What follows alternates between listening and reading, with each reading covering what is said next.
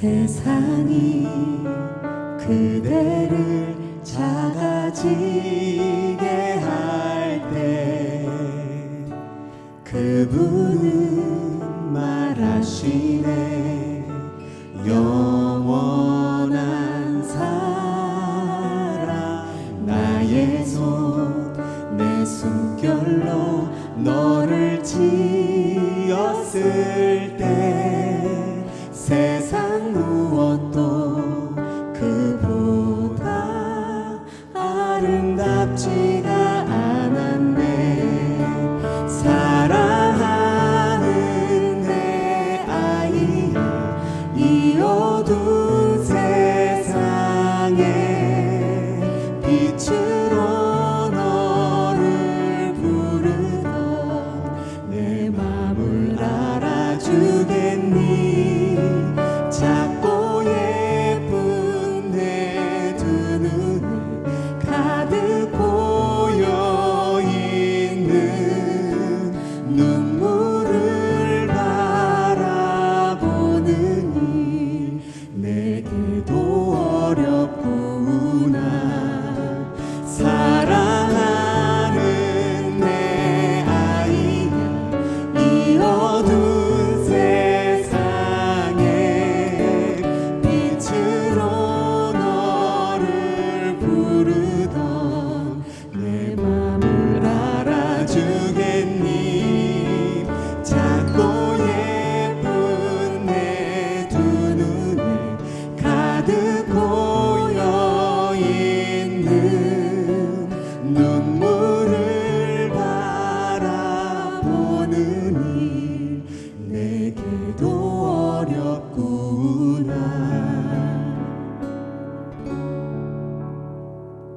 세상이 그대를 작아지게 할 때 그분은 말하시네 영원한 사랑 나의 손 내 숨결로 너를 지었을 때 세상 무엇도 그보다 아름답지가 않았네.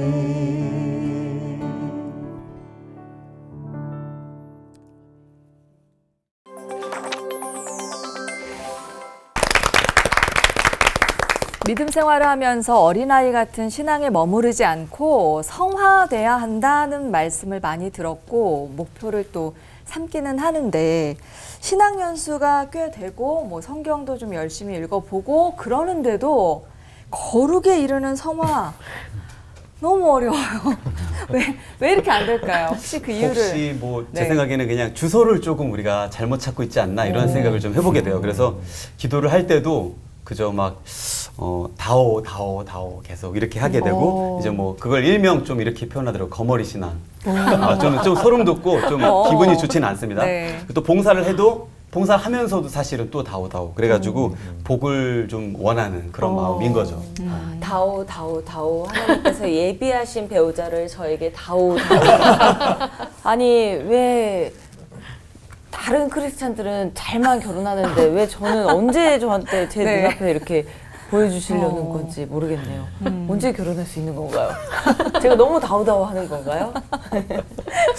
이 바울 선생님이 우리는 이 표대를 바라보면서 예수 그리스도의 장성한 분량까지 이렇게 자라나야 한다라고 말씀을 하셨는데 이 예수님이 저한테는 너무 멀리 계신 거죠. Far away, far away, far away. 와, 이 막상 어떤 기분이냐면요. 저는 저희가 런닝머신 있잖아요. 네. 그거 뛸 때 막 뛰어도 한참 뛰어도 제자리에 있잖아요. 계속 제자리. 근데 안 뛰면 뒤로 후퇴하잖아요. 막 그런 기분이라 도대체 언제 도달할 수 있을지 잘 모르겠어요. 네. 그래서 이렇게 연륜 있으신 목사님들 뵈면 여쭤보고 싶었는데요. 내가 이제 좀 성화가 되는 것 같다라고 느껴지시는지 그리고 어느 정도 해야 이게 성화의 단계에 접어드는지 궁금합니다. 제가 먼저 후딱 얘기하겠습니다. 저는 여전히 죄인 된 나를 보는 게 더 다른 설명은 못할 것 같습니다. 네. 아마도 점점 뭐 어떤 한 진리를 깨달으면 성화가 되는 것 같아요. 왜냐하면 점점 내가 죄인이라는 걸 깊이 깨달아가는 만큼 성화가 되는 거죠. 사도 바울이 나는 만삭되지 못한 난자 같다. 또 내가 많은 사도보다 더 작은 자다. 그다음에 이제 디모데전서 1장에서는 나는 죄인 중에 괴수다. 이게 지금 사도 바울이 점점 망가져가는 느낌 아니에요? 근데 그게 바로 자기의 죄에 대한 깊은 깨달음은 빛이신 하나님과 점점 가까워지고 있다. 성화되어 가고 있는 과정이 아닐까 그런 생각이 듭니다. 절망의 깊이를 깨달은 만큼 은혜의 높이, 산 높이를 아는 거죠. 맨 처음에는 세상이 내가 의롭고 거룩하다고 착각하지만 빛이신 하나님께 더 가까이 갈수록 내가 얼마나 추악한 죄인인지를 깨닫는 것처럼 그래서 성화의 과정도 사실은 얼마나 깊이 내가 죄인이고 얼마나 그 희망이 없는 존재인지를 깊이 깨닫는 만큼 우리가 성화되어 가는 거지. 이 정도면 됐다고 생각하는 거 벌써부터 그럼 문제가 많은 거죠. 예. 내가 거룩하니 너희도 거룩하라 말씀하셔서 저희도 좀 거룩해 보고 싶은데 오늘 목사님들 말씀을 들으니까 이거 오늘 거룩해지는 방법을 알 수 있을까라는 생각도 좀 들긴 합니다. 내일 더 나은 나를 위한 성화의 길은 어디 있는지 그래도 찾아보고 싶은 마음 있습니다. 하정환 목사님 설교부터 듣고 문답 토크도 나눠보죠.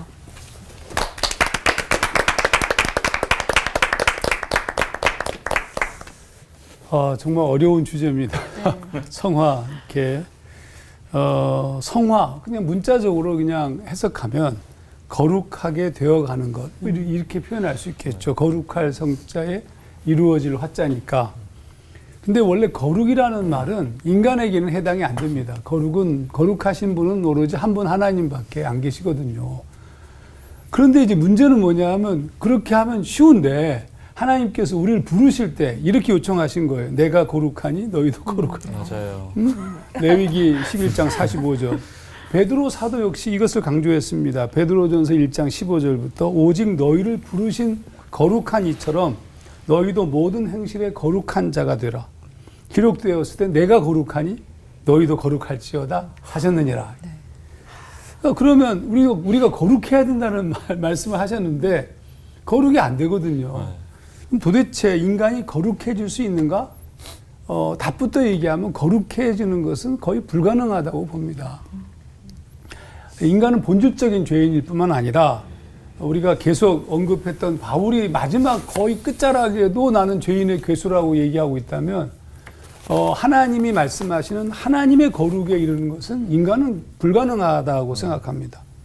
그런데 주님께서 우리를 거룩한 존재로 부르셨다는 말이에요. 그러니까 거룩한 것은 아닌데 거룩하다고 말씀하시는 겁니다. 그러면 조금 거룩의 개념을 좀 바꿔야 돼요.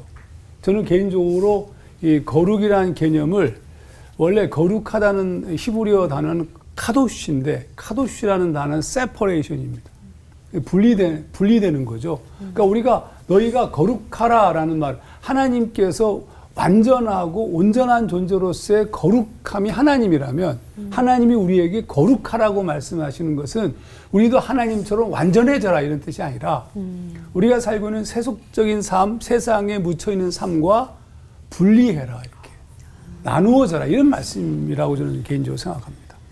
원래 우리가 구원받은 것은 잘 아시는 것처럼 에베소서 2장 8절 말씀처럼 그 은혜에 의하여 믿음으로 말미암아 구원을 받았으니 이것은 너희에게서 난 것이 아니요 하나님의 선물이라.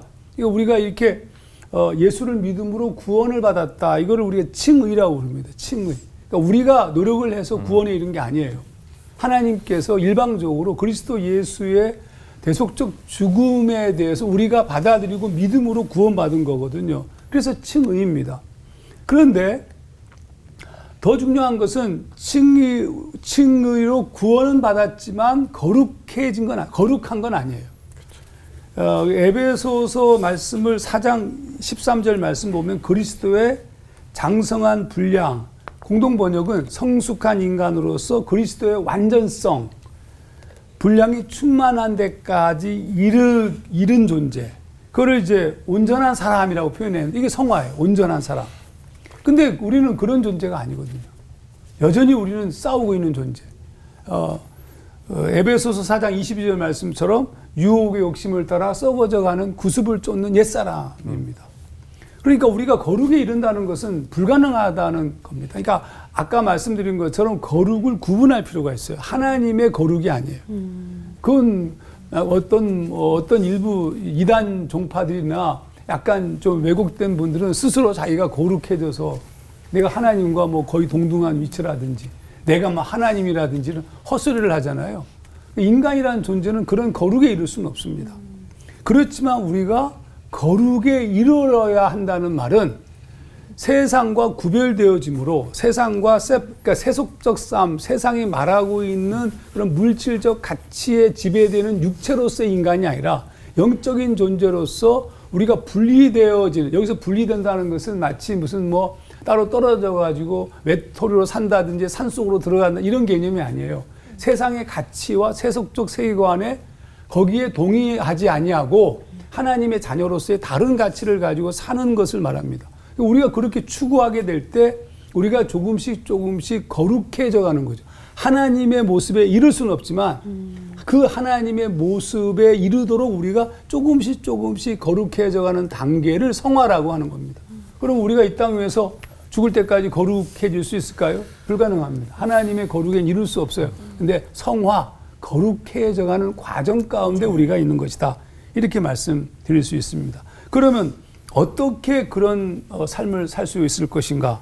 에베소서 4장 13절 말씀을 다시 읽으면 우리가 다 하나님의 아들을 믿는 것과 아는 일에 하나가 되어 온전한 사람, 성화입니다. 이루어 그리스도의 장성한 분량이 충만한 데까지 이르리니라는 말씀을 통해서 매우 정확하게 바울은 하나님의 아들을 믿는 것과 아는 일에 하나가 되라 이렇게 말씀하신 거예요. 그럼 믿는 것, 헬라어 성경을 읽어보게 되면 피스티스입니다. 그러니까 이 믿음이라는 것 자체는 하나님에게 의존하고 그분에게 부착하는 걸 말해요. 내가 나를 주장하지 아니하고 그분에게 의존하는 것, 완전한 신뢰의 관계를 말합니다. 우리가 거룩해지는 과정의 첫 번째는 이렇게 하나님의 그리스도에게 그리스도와 연합하는 삶의 구조가 필요하다는 뜻이에요. 끊임없이.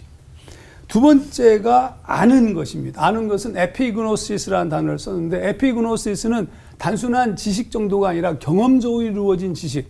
내가 이순신 장군을 아는 것과 이순신 장군의 아내가 이순신 장군을 아는 것은 다르죠. 같은 안다는 표현을 썼지만 그건 에피그노시스, 경험적으로 인격적으로 모든 것을 아는 단계.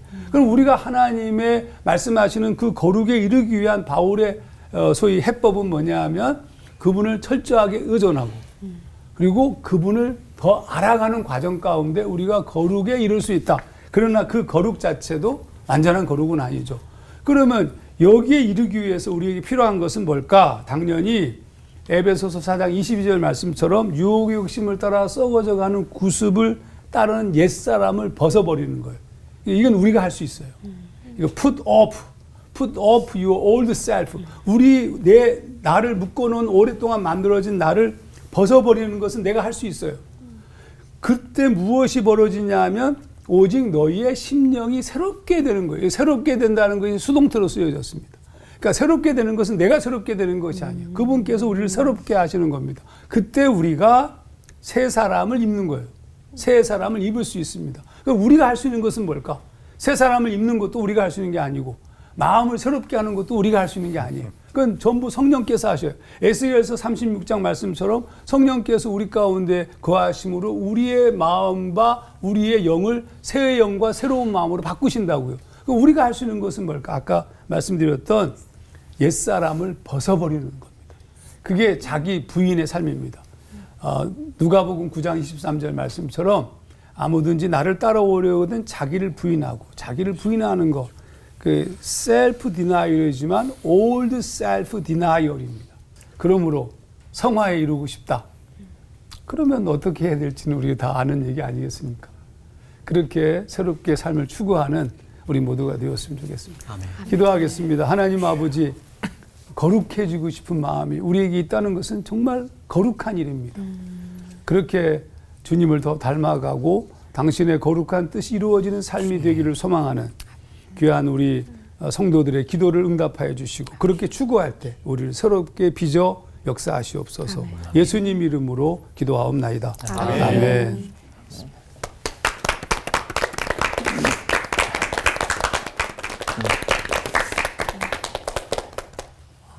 예수님의 동행자가 되라라는 제목으로 말씀을 나누겠습니다.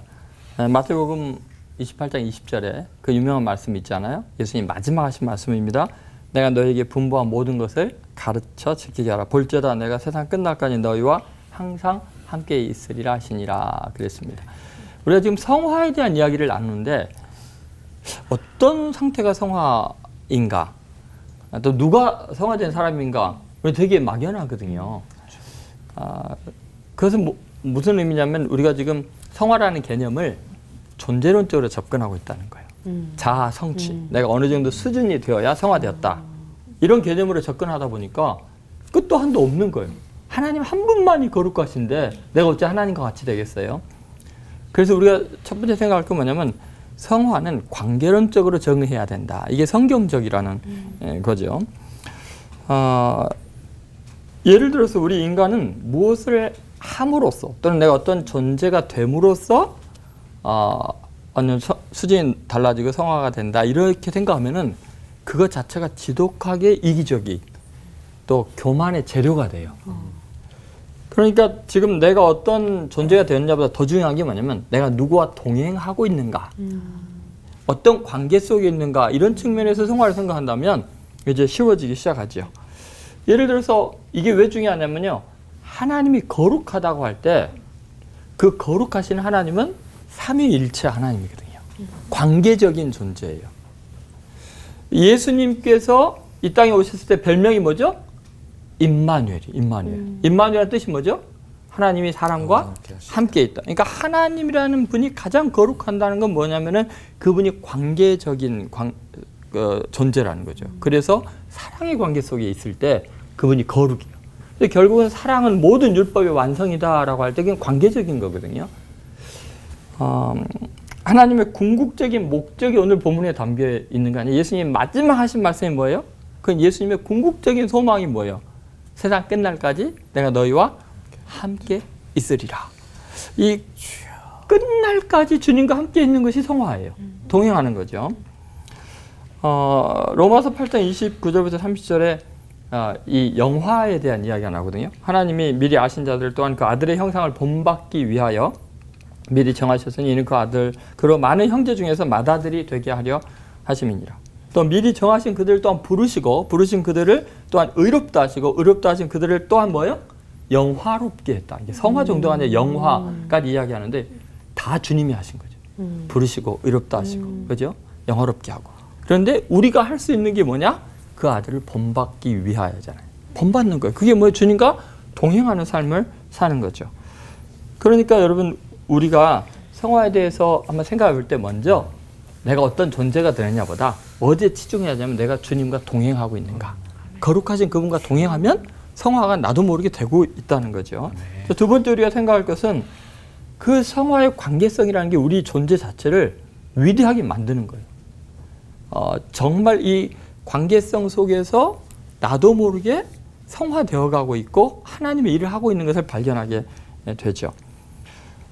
신기하게 성경에 나와 있는 그 사람들을 잘 보면요, 그 존재 자체가 위대하게 된 게 아니고 정말 하나님과 함께 동행하는 것 자체가 세상을 구원하는 일들을 이루고 있죠. 예를 들면 전 인류가 멸망당할 위기 앞에서 그 인류를 생존케 한 위대한 사람이 누구죠? 홍수의 멸망에서 인류를 생존케 한 것이 노아죠. 그 노아는 어떤 의미에서 우리가 생각할 때 가장 성화된 사람 중에 하나가 아닌가라는 생각이 들지 않습니까? 예를 들어서 창세기 6장 8절 9절 보면 이런 말씀이 있어요. 잘 들어보세요.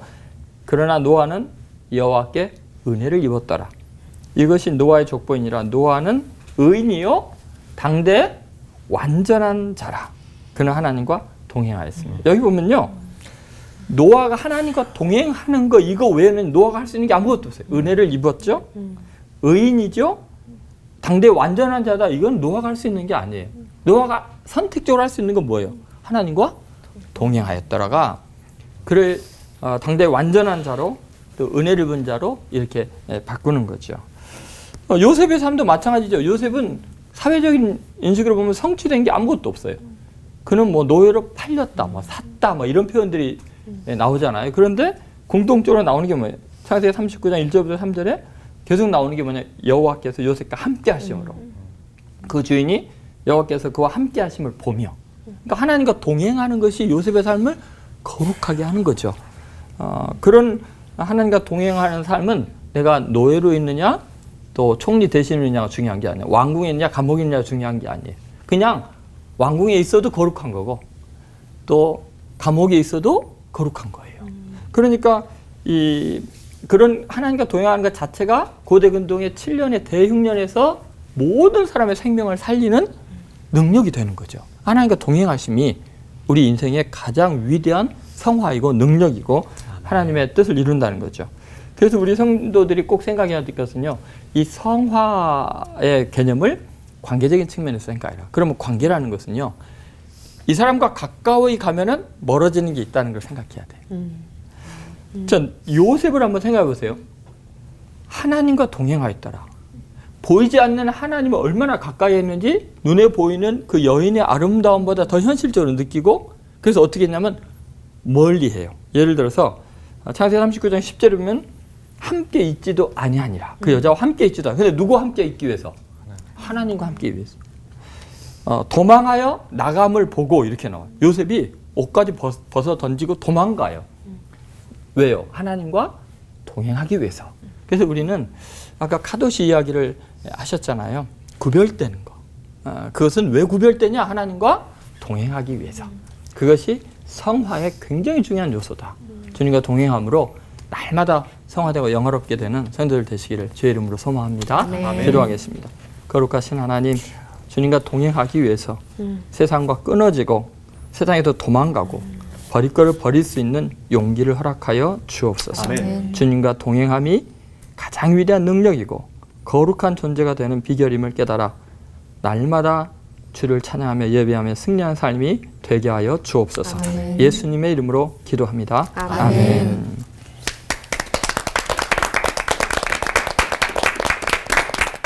여러분 성장과 성숙의 차이점을 아시나요? 성장은 뭐고 성숙은 뭘까요? 성장은 크는 거. 예, 성장은 생물학적 혹은 외형적으로 이렇게 커가는 거고요. 성숙은 내적인, 영적인 혹은 정신적인, 인격적인 자람을 가리키는 거죠. 이 두 가지의 차이가 뭘까요?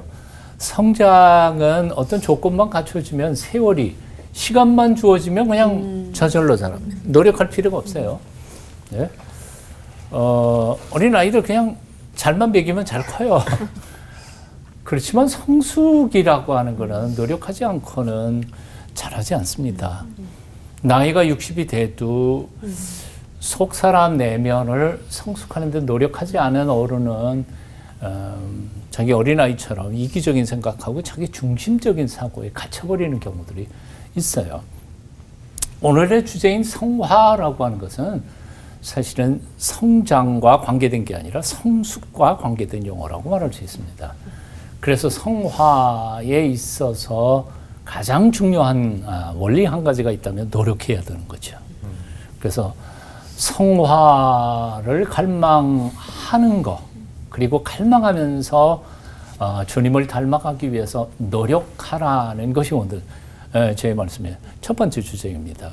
여러분 그 팔복에 보면 복이 있다 그렇게 선포하는데 그 복 있는 사람들이 다 누구죠?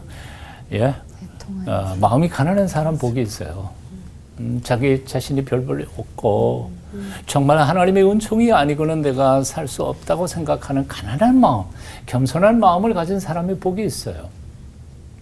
의에 줄이고 목마른 사람들이 복이 있어요. 애통하는 사람들이 복이 있어요. 근데 오늘날 너무나 많은 사람들이 나 구원받았어. 소위 말하는 이제 의인이라고 하죠. justification. 하나님의 은혜 안에 우리가 죄인임에도 불구하고 하나님이 의롭다고 여겨주시는 거죠. 이 신앙의 첫 출발이에요.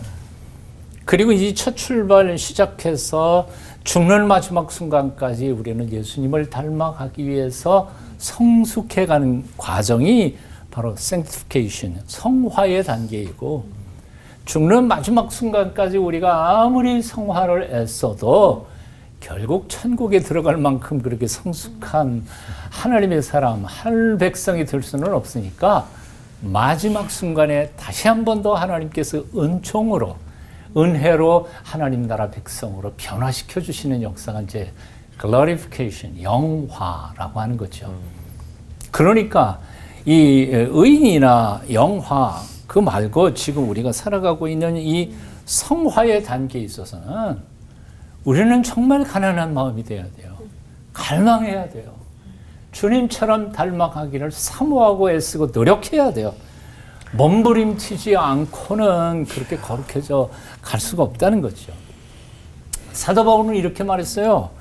내가 내 몸을 처복종하게 하면 내가 남에게 전파한 후에 자신이 도리어 버림을 당할까 두려워함이라. 내가 복음을 전해서 저 사람들은 구원을 받지만 내가 구원에 게을리함으로 해서 나는 버림받을까 두려워서 나는 내 몸을 쳐서 복종시킨다. 이게 얼마나 무서운 얘기인지 몰라요. 그 정도로 끝내지 않아요. 고린도전서 15장에 보면 나는 날마다 죽노라. 날마다 자기를 죽여서 하나님 앞에 항복시키는 그런 성화의 단계로 사도 바울은 노력을 했던 거죠.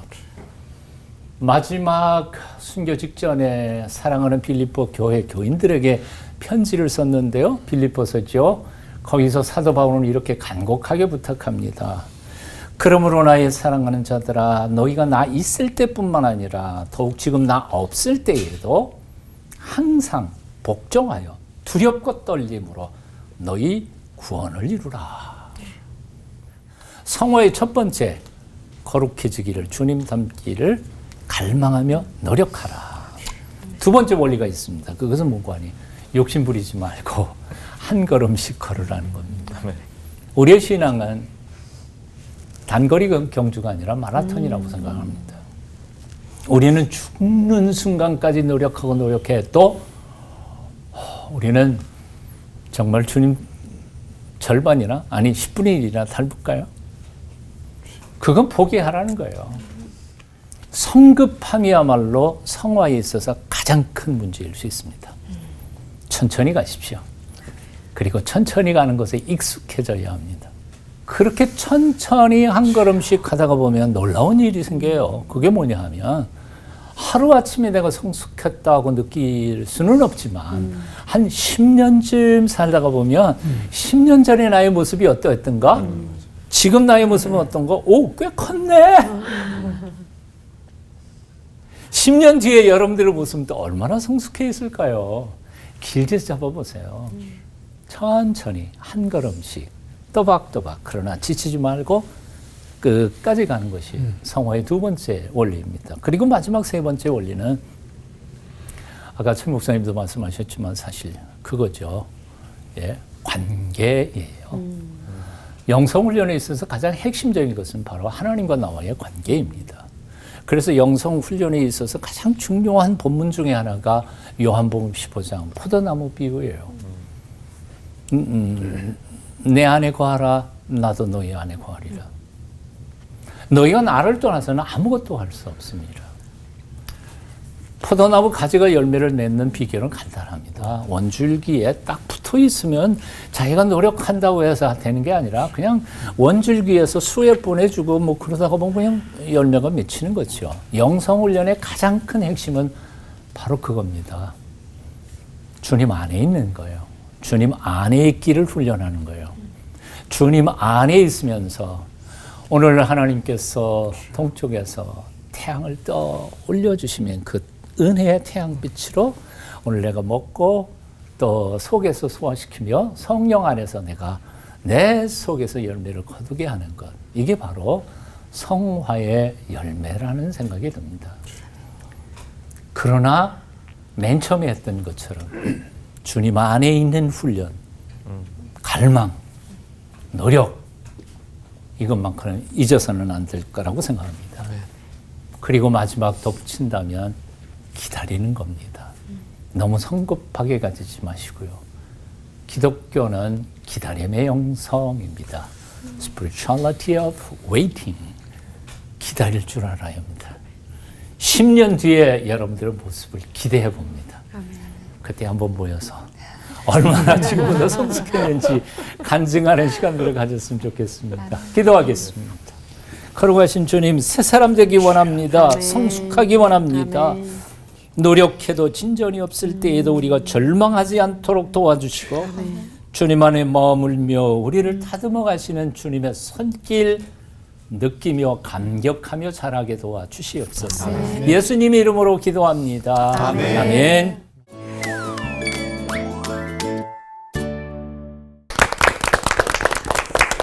목표를 크게 잡고 너무 완벽하게 짜놓으면 그거 실천하다가 잘 안 되면 그냥 포기하게 되잖아요. 근데 한 번뿐인 인생 그 주님께서 가신 길 어떻게 잘 걸어갈까 우리가 포기하지 않는 마음으로 가르쳐 주신 대로 한 발 한 발 살고 싶은데 포기하고 자꾸 도돌이처럼 실패를 반복하게 돼서 실망했었는데요. 오늘 좀 허심탄회하게 우리의 마음을 좀 나눠봤으면 좋겠습니다. 맞습니다. 신앙생활을 하다 보면 아마 누구나 나도 정말 정말 이 신앙의 길 잘 가고 싶다라는 마음이 들어가지고 결단도 하게 되고 그래 그쵸. 거룩 맞아 이러면서 죄와 멀리하고 이런 결단들을 하게 되지만은 참 의외로 돌아보면은 한 3일 있다가 내가 그런 결단을 했는 것 자체를 잊어버립니다. 잊어버려서 네. 그러면 또 이제 절망이 갑자기 엄습하면서 그렇지 이렇게 내가 그럼 그렇지. 내가 그래 막 이러면서 내가 성화라는 단어랑 내가 어울려 막 이렇게 생각을 하게 되는데 질문은 이겁니다. 거룩하고자 하는 이 갈망은 왜 이렇게 쉽게 식을까? 네. 불을 좀 지펴주세요. 아니 거룩하게 네. 하고자 하는 갈망은 너무 좋은 거죠. 네네. 그렇죠. 아우 됐죠 뭐. 갈망이 있다는 것 자체가 대단해요. 그렇죠. 근데 이게 오래가지 그것조차도 않아요. 사실은 성령님이 도와주셔야 네. 돼요. 근데 오래가지 않죠. 네네. 오래가지 않는 이유는 우선 그 거룩하고자 하는 갈망이 생각의 갈망이라서 그래요. 그러니까 이제 아까 목사님 계속 말씀하셨지만 이게 훈련되고 내 몸에 밴 갈망이 아니라 그냥 내 생각 속에서 끊임없이 갈망하고 있는 거예요. 근데 그것도 나쁘진 않고 굉장히 중요한 포인트인데 근데 생각의 갈망은 굉장히 위험한 갈망입니다. 이유는 우리 내면이 너무 많이 오염돼 있어서 그래요. 그러니까 우리가 생각 이런 거 있죠. 정신일도 하사불성. 내가 많이 썼어요. 정신 바짝 차려가지고 생각을 모으면 강력하게 무엇을 할 수 있다. 이런 건데 사실은 하나님과의 관계에 있어서도 우리가 능력이 없는 결정적 이유는 우리의 생각이 분산돼 있어서 그래요. 이걸 마음이 나누어져 있는 거거든요. 맞아요. 그래서 사실은 힘이 없는 거예요. 그러니까 생각을 하고 있는 내가 거룩한 생각을 하고 있지만 열망하지만 동시에 밑바닥에 깔려있는 생각들은 이런 거예요. 주님이 말씀하셨어요. 우리 안에 생각을 좀 가르쳐 주셨거든요. 제가 한번 읽어볼게요. 사람의 마음에서 나오는 것은 악한 생각, 곧 음란과 도둑질과 살인과 간음과 탐욕과 악독과 속임과 음탕과 질투와 비방과 교만과 우매함이니 이 모든 악한 것이 다 속에서 나와 사람을 더럽게 하느니라. 이런 기본적인 베이스를 깔고 있는 내가 거룩에 대한 열망을 하고 있는 겁니다. 그러니까 당연히 우리의 열망이 약할 수밖에 없어요. 우리 안에 있는 기본적 베이스가 온통 더럽혀져 있으니까. 그러니까 제가 계속 반복해서 얘기하는 것처럼 이 문제를 마음의 정결, 생각의 정결, 내 속사람의 정결을 추구하지 않고 우리의 열망 자체는 언제나 패배할 수밖에 없다 이렇게 생각합니다. 이제 그 속에 이제 가득하잖아요. 음란하고 악하고 교만하고 이런 것들이 있는데 여기서 거룩하고자 하는 열망이 솟아나는 것 자체가 너무너무 훌륭하지만 오래가지 못할 수밖에 없죠. 바탕이 그러니까. 근데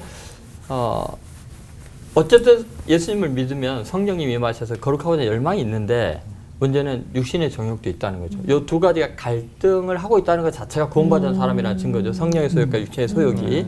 그럼 중요한 건 뭐냐? 어디에 양분을 주느냐에 따라서 이제 그쪽이 자라게 되거든요. 예를 들어 제가 지금부터 50년 전에 들었던 그런 CM송을 지금 할 수 있거든요. 맛동사 먹고 즐거운 하늘에서 별을 따다 하늘에서 달을 따다 무엇을 뭐 하면서 오라시 뭐 이러잖아. 근데 생각해보세요. 지금부터 50년 전에 그 전에 훨씬 전에 들었던 것들이 저기 속에 남아 있거든요. 그 무슨 말이냐면 내가 얼마나 많이 보고 많이 듣느냐가 내 존재가 되고 내 속에 있는 것들을 어느 걸 끌어낼까, 성령의 소욕을 끌어내냐 육신의 소욕을 끌어내느냐를 결정하게 되겠죠. 그래서 굉장히 중요한 게 그냥 일상적인 예배에 꾸준히 참석하는 것만으로도 우리는 그 성화에 대한 열망을 지속시킬 수가 있다는 거예요. 새벽 기도에 매일매일 그걸 하니까. 그 다음에 또 주일날 큰 은혜 받고는 한 3일 지나면 작심 3일인데 수요 기도회. 그 다음 또 한 3일 지나면 심각해질 텐데 금요 기도회. 그리고 또 주일이 오고. 그리고 매일 새벽 기도하고 그러면요. 거룩한 열망이 식지가 않아요. 그러니까 세속적인 게 우리 보는 게 맨날 듣는 게 세상의 이야기이기 때문에 핸드폰만 켜도 막 제정신이 아니에요. 그냥 막 계속. 그런데 그것들을 우리가 잠재울 능력이 없어요. 그래서 그 정기적인 예배와 일상의 경건 생활 이런 것들이 사실 나를 살리는 거예요. 내 속에 성화를 유지할 수 있도록 그런 것이 아닌가 하는 생각이 듭니다.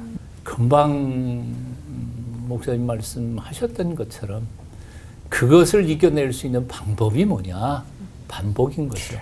수도원에서도 그렇고 예배에서도 그렇고 똑같은 말씀을 예를 들어서 시편 150편을 수도원 같은 데에서는 일주일에 한 번씩 낭송을 하거든요. 150편 전체를 일주일이면 일주일에 한 번씩 낭송하고 묵상하고 반복하고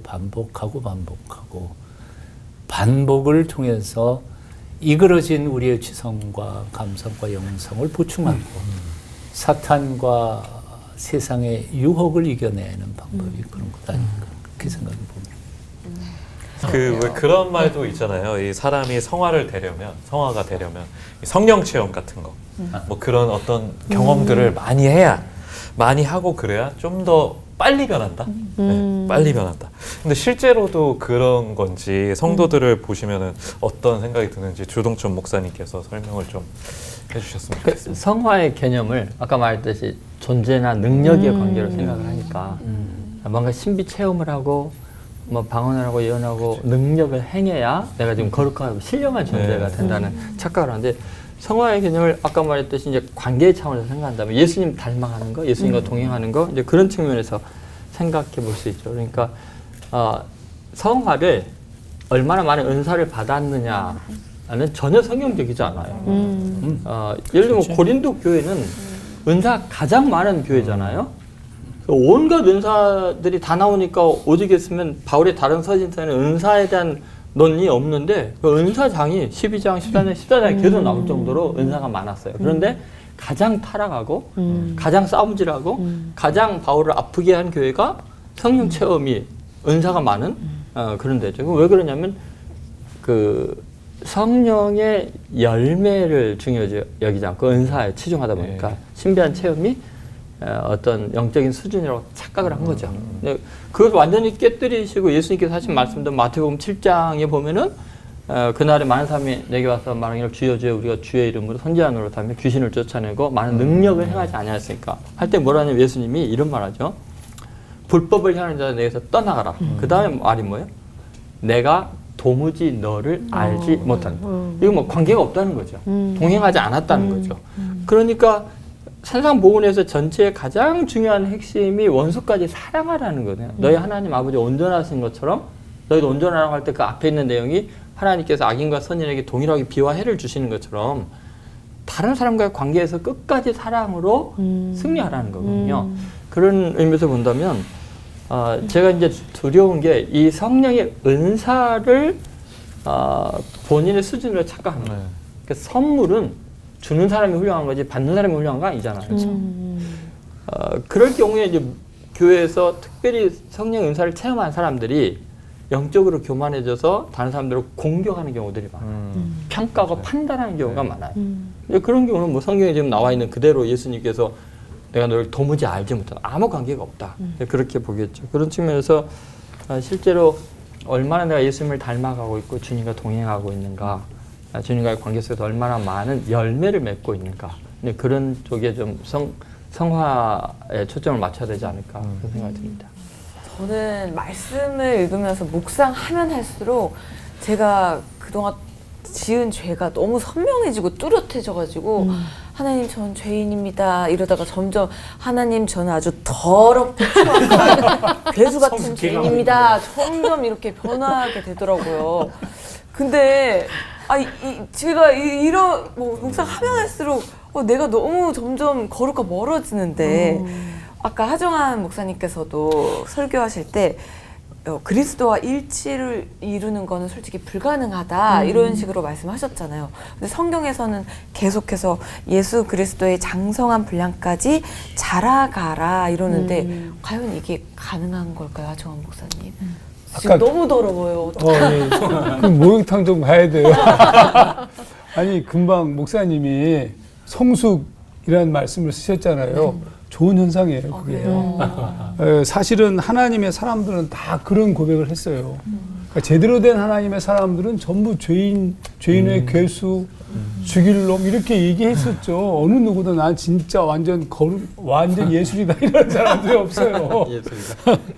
그러니까 오마주 자매처럼 고통하던 사람들이 너무 많았고요. 저도 그랬어요. 엄청난 고통, 이게 너무너무 힘들었습니다. 사실 저는 정말 이게 하나님과 가까이 가면 가까이 갈수록 죄가 너무 선명하게 드러났고 그것도 너무 괴로운 거예요.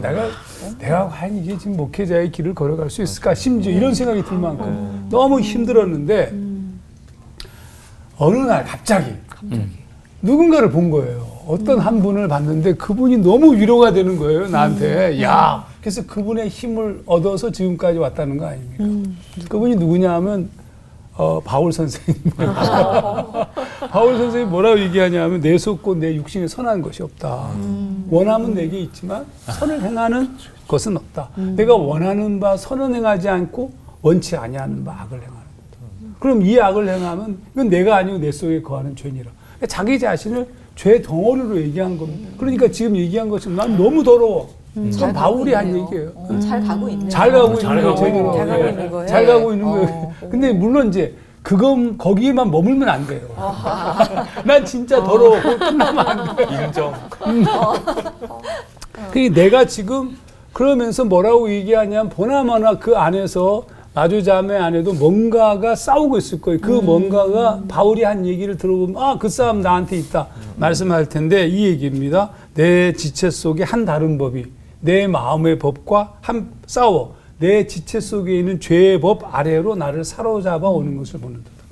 내 안에서 하나님을 추구하는 내 마음과 죄에 사로잡혀 있는 내가 싸우잖아요, 계속. 지금 내가 너무 더럽다라고 표현하는 것은 싸운다는 표현이거든요, 이게. 자, 그러면 결론이 뭐냐, 결론은 난 진짜 더러운 어쩌고 저쩌고야 라고 얘기한 것처럼 바울도 이렇게 결론을 맺어요. 로마서 7장 24절에 오호라 나는 곤고한 사람이로다. 누가 나를 이 사망의 몸에서 건져낼고. 아니 사망의 몸이라는 것을 쉽게 얘기하면 시체야, 시체. 난 죽은 몸이야. 나같이 썩은 놈. 그럼 난 어떻게 하지? 바울은 이 고백을 한 다음에 분명히 쓰러졌을 겁니다. 아니 난 시체, 죽은 존재니까 난 아무것도 할 수 없으니까. 저는 그래서 7장 24절과 7장 25절을 굉장히 중요하게 봅니다. 24절에 그렇게 고백하고 난 다음에 분명히 쓰러져 있었을 텐데 25절을 고백해요. 25절을 읽어볼게요. 우리 주 예수 그리스도로 말미암아 하나님께 감사하리로다. 그런즉 내 자신이 마음으로는 하나님의 법을 육신으로는 죄의 법을 섬기노라. 그러니까 하나님 말씀하신 거예요 지금. 그러니까 죄로 말미암아 완전히 깨져 있는 내 자신의 망가진 상태를 바라보시면서 성령께서 그를 터치하신 겁니다. 마치 겟세마네 동산에서 졸고 있는 베드로를 바라보면서 마음은 원이로되 육신은 약하도다 말씀하신 것 같은 내용입니다. 여기서 마음은 푸뉴마라는 단어를 썼어요. 그러니까 영이에요, 영. 그의 영은 우리가 그리스도를 모시면 고린도전서 12장 3절 말씀처럼 하나님의 영이 우리 안에 들어와서 우리가 예수를 주라고 시인하게 되는 거거든요. 근데 그렇지만 내가 오랫동안 살아왔던 죄된 육체와 끊임없이 싸우는 거예요. 근데 내 안에서 싸우는 내가 싸우다가 죽은 거예요. 내가 싸우면서 고백한 거예요. 나 죽은 몸이라고. 근데 주님께서 그때 역사하신 얘기가 아까 말씀드린 25절 말씀이에요. 주님의 그 말씀이 굉장히 중요합니다. 제가 그거를 좀 풀어서 의역했습니다. 한번 들어보세요. 일단 너의 육체로 짓는 죄의 문제는 내가 이해한다. 너의 마음의 간절함과 진정성 때문이다. 그러므로 영으로 육을 이길 때까지 너의 삶의 치열함을 놓치지 말라. 그러니까 주님께서는 그 말씀하신 이유가 네가 지금 무너지고 깨진 거 다 안다는 거예요. 그러니까 내가 기다릴 테니까 일단은 네 마음으로는 열심히 섬겨라. 육체의 법으로 죄를 범하겠지만 그 얘기잖아요 지금. 육체의 법으로 죄를 범하지 않는 존재가 된다는 게 아니야. 일단 그 범하고 있는 상태를 내가 너의 약함을 인정하겠다. 그러나 네 마음은 놓치지 말아라 이 얘기입니다. 그러니까 마주자매가 생각하고 있는 주님을 향한 열망을 놓치지 말아야 되죠. 절대로. 이 깨달음이 오자마자 바울이 막 감격해요. 막 견딜 수 없어. 7장 25절 다음은 8장 1절이에요. 8장 1절에 이렇게 고백합니다. 그러므로 이제 그리스도 예수 안에 있는 자에게는 결코 정죄함이 없나니 이렇게 표현해요. 아하, 이제는 뭐 내가 그렇게 사는 존재가 아니구나 이렇게 깨닫는 거예요. 그리고 이렇게 고백합니다. 이 모든 일에 우리를 사랑하시는 이로 말미암아 우리가 넉넉히 이기리라. 너무 성화에 집중하지 마세요. 우리는 예수를 믿음으로 구원을 받았고 그건 칭의적 구원이에요. 하지만 온전한 사람에 이를 때까지 우리에게는 상당히 시간이 필요하고 지금 말씀한 것처럼 기다림이 필요하고 노력이 필요하고 반복이 필요하고 복종이 필요한 겁니다. 근데 우리가 깨질 거예요. 또 무너져요. 또 쓰러져요. 그때 주님께서 도닥이실 겁니다. 그래. 여기에 머물 수는 없잖아요. 그 다음에는 아까 두 분 목사님 말씀하신 그 방법들을 잘 쫓아서 놓치지 말고 끝까지. 네. 오늘 성화에 어떻게 하면 이룰 수 있을까에 대한 이야기를 나누고 있는데요. 그러니까 나의 의지나 나의 힘으로 하려는 생각을 좀 내려놓는 거, 거기서 시작이 될 것 같고요. 모든 주권을 하나님께 내어드리는 거, 거기까지 갈 수 있다면 좋겠습니다. 특히 하나님의 견인 없이는 성화는 이루어질 수 없는 영역이 분명해 보입니다. 그러니까 조급함 좀 내려놓고 멀리 좀 봐야 될 것 같아요. 아멘. 네. 그 목사님들께서는 이 성숙 성화된 줄 알았는데 한순간에 이렇게 바닥으로 떨어지신 적이 있으셨는지 궁금하고요. 이 성화를 좀 끝까지 유지해가는 방법을 알려주시면 좋겠습니다. 그 떨어질 뻔 하시는데 주님이 하는데 주님이 이제 붙잡으시죠. 언제나 그러셨어요. 그때 그 다음부터 이제 쓴 방법이 떨어질 뻔한 상황들을 피하는 겁니다. 그러니까 하나님의 성령의 인도하심을 받게 되는 현상 중에 하나가 죄를 아는 거예요. 예전에는 죄를 몰랐어. 그냥 그 죄를 범하는 건데 죄를 알고 죄를 버리고 죄를 벗어나는 거죠. 이게 사실 성화되어 가는 과정에 매우 중요한 현상 중에 하나입니다. 그리고 저는 뭐 개인적으로 늘 기억하는 것이 죄입니다. 어느 날 제가 노트에다가 제 어렸을 때부터 지었던 죄들을 다 적어봤어요. 적다가 지쳐가지고 관뒀어요. 왜냐하면 마음의 죄까지 다 쓰기 시작하니까 완전 괴물이에요, 제가. 그래서 저는 늘 죄를 기억합니다. 언제나. 1만 달란트 빚진 자가 실수한 것을 반복하지 않기 위해서 늘 죄를 기억하는 거. 그래서 지금 내가 사는 것이 하나님의 은혜로 사는 거니까. 예. 그 떨어져 본 적이 있냐고 그랬는데 뭐 떨어져 보죠, 수없이. 근데 그 떨어진 것도 은혜구나. 왜냐면 어느 순간 내가 하나님께 쓰임 받고 좀 잘 나간 것 같으면 나도 모르게 교만에 사기 나고 영적으로 타락하는 것은 육체적이나 마음으로 지은 것보다 더 심각하게 타락을 하더라고요. 남을 정죄까지 하게 되니까. 그런데 그 실패가 양약이 되는 것 같아요. 오직 은혜구나. 역시 하나님의 은혜 없이는 나는 안 되구나. 그래서 그런 오히려 이제 사탄이 참 곤란하겠다는 생각이 들어요. 나를 잘 되게 하자니 그렇고 못 되게 하자니 더 은혜 안에 거하고 더 주님의 영광만 바라보고 의지하게 되니까. 그래서 이래도 저래도 사탄은 실패할 수밖에 없겠고. 그래서 오직 그리스도 안에 오직 은혜 안에 거하면은 쓰러져 있는 것도 은혜다. 아멘. 네, 그런 생각이 듭니다. 41년 목회를 열심히 한다고 했어요. 그래서 내 딴에는 그래도 좀 열심히 살았고 나도 조금 뭐 목사다운 인간이 되지 않았을까. 물론 제가 그렇게 생각한 건 아니지만 그래도 마음 한쪽 구석에는 그 정도는 안 됐을까 그러는데 마지막 회에 그 도전을 줘가지고 내 속에서 이런 분란이 일어나고 하는 과정을 겪으면서 내가 진짜 목사로서 기본이 안 돼 있다는 생각이 들면서 그 과정을 정말 성령께서 도와주셔서 잘 패스하고 난 다음에 그 다음에 생각이 바로 이런 것이었어요. 하나님이 41년 목회의 마지막 순간에 나에게 마지막 테스트를 했는데 그래서 합격한 것 같은 기분이 들어서 감사했던 거죠. 그러니까 그러면 이제 목회 끝났으니까 나는 이 테스트가 성화의 과정에서 테스트가 끝났을까? 아니요. 요즘도 마찬가지고요. 아마 죽는 마지막 순간까지도 나의 약점을 노리면서 사탄은 계속해서 나를 꺾어 놓으려고 그럴 거라고 생각해요. 그래서 아마 죽는 마지막 순간까지 우리는 엎어졌다가 접어졌다가 일어나면서 주님을 그래도 조금씩 닮아가는 과정이 계속되지 않을까 하는 생각이 듭니다. 네. 끝나지 않는 싸움일 것 같고요. 그리고 완성되지 않은 그 계속해서 우리가 이뤄나가야 될 과정이구나라는 생각이 듭니다.